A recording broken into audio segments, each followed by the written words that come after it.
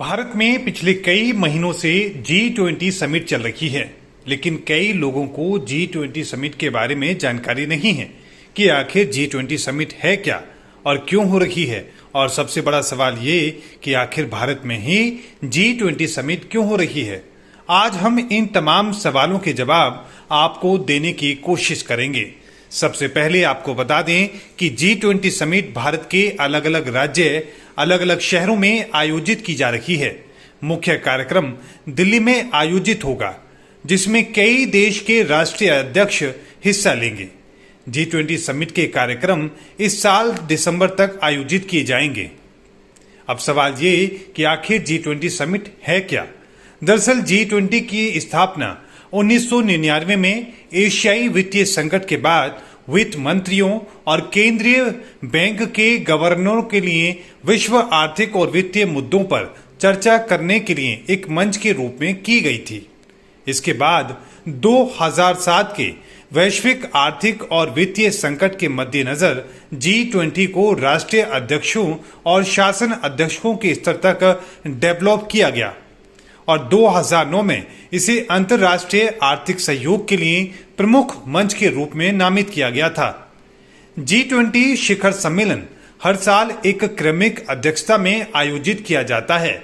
शुरुआत में G20 व्यापक आर्थिक मुद्दों पर केंद्रित था, लेकिन बाद में इसके एजेंडे में विस्तार करते हुए इसमें अन्य बातों के साथ साथ व्यापार, जलवायु परिवर्तन, सतत विकास, स्वास्थ्य, कृषि, ऊर्जा, पर्यावरण, जलवायु परिवर्तन और भ्रष्टाचार विरोध शामिल किया गया।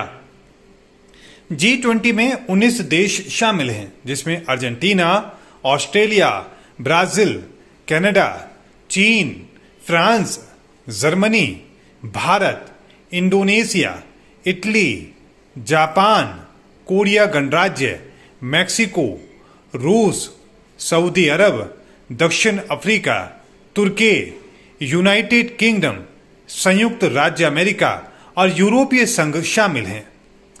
G20 सदस्य देशों में वैश्विक सकल घरेलू उत्पाद का लगभग 85% और वैश्विक व्यापार का 75% से ज्यादा और विश्व की लगभग 2/3 आबादी है। इसके अलावा इसमें कुछ अतिथि देश भी शामिल हैं, जिसमें Bangladesh, Egypt, Mauritius, Netherlands, Nigeria, Oman, Singapore, Spain और संयुक्त अरब अमीरात शामिल हैं।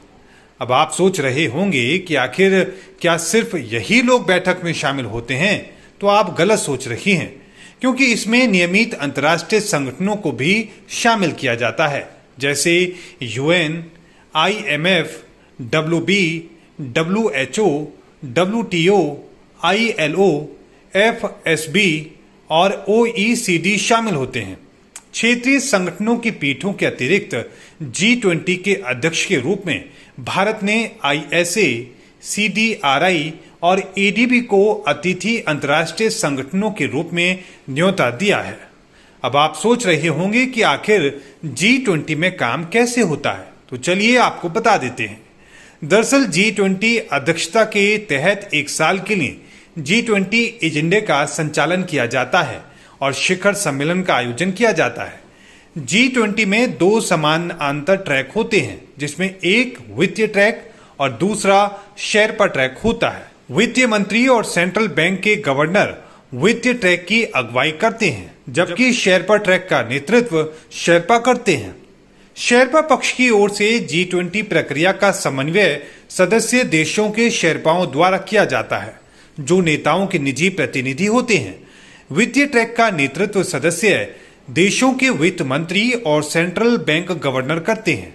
2 ट्रैक के भीतर विषयगत रूप से उन्मुख कार्य समूह हैं, जिनमें सदस्यों के जुड़े मंत्रालयों के साथ साथ आमंत्रित और अतिथि देशों और अलग अलग अंतर्राष्ट्रीय संगठनों के प्रतिनिधि हिस्सा लेते हैं।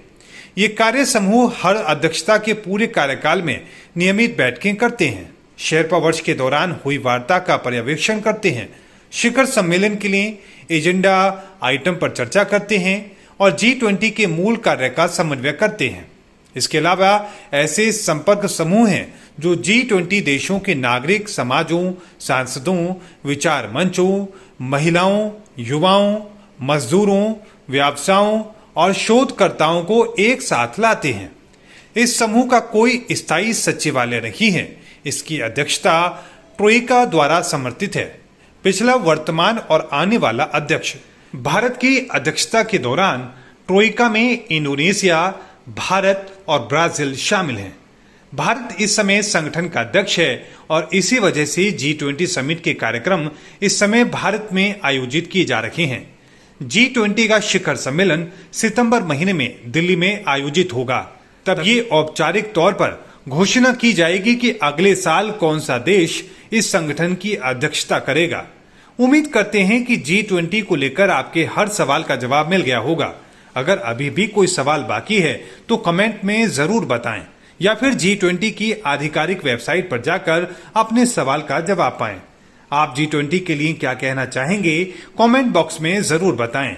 और हाँ, ऐसी ही रोचक जानकारी के लिए मोहितनामा सब्सक्राइब जरूर करें। धन्यवाद।